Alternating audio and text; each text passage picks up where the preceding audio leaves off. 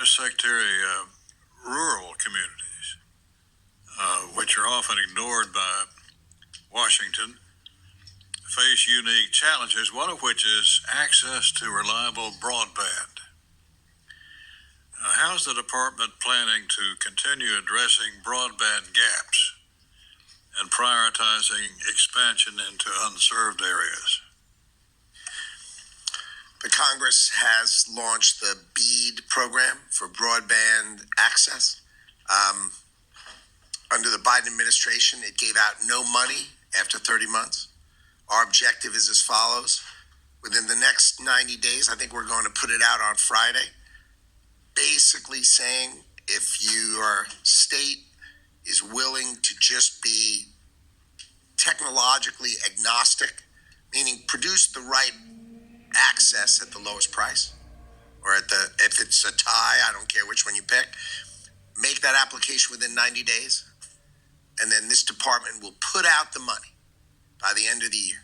So we will go from not having given any money under the Biden administration to having the full program funded and distributed, provided they're technologically agnostic. By the end of 2025, all the money will be distributed so that broadband access can be built by the states. That's my promise. Well, broadband is vital, as you well know. And, of course, the places where it is not in being, really, are the rural areas where it's not profitable for a utility to go into, which is an age-old problem that we've faced before. Let me highlight another important initiative to rural America.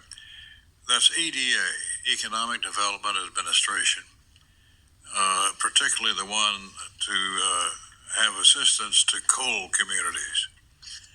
My district, as was West Virginia,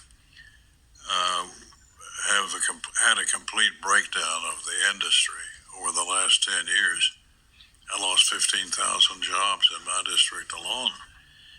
But EDA has been a crutch for us to use to help revitalize and bring back into competitive nature rural areas.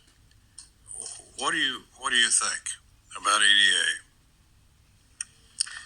So first, I'll address that the administration wants to revitalize clean coal. We think it's vital to America. And so for both yourself and the representative I just spoke to, you should rely on this administration to bring back clean coal because it is vital. The country needs power. We need power, and we will do that. And with respect to EDA, the same thing. There are many other ways to do it better than to have a reasonably small group inside the Commerce Department. We will stick with disaster relief. We will stick with our tech hubs, but the concept of providing that kind of program, I think, is better served with bigger, more sophisticated programs. Well, there are rural areas that are not coal dependent. What about those communities? I'd be happy to meet with you offline and go through it together. I'm tasked with being efficient with taxpayer dollars. And when I get a GAO report that has 80 other programs, I just think it's more efficient to do it in a more practical way than do it in a small way in my department.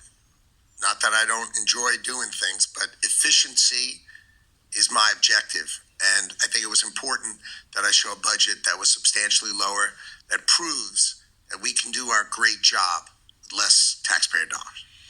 Well, we want to work with you on this subcommittee. We want to see you succeed, because when you succeed, the country and the president succeed.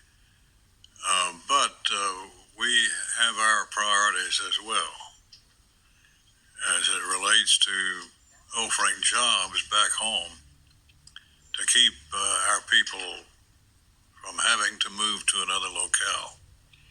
So I hope we can work with you. Of course.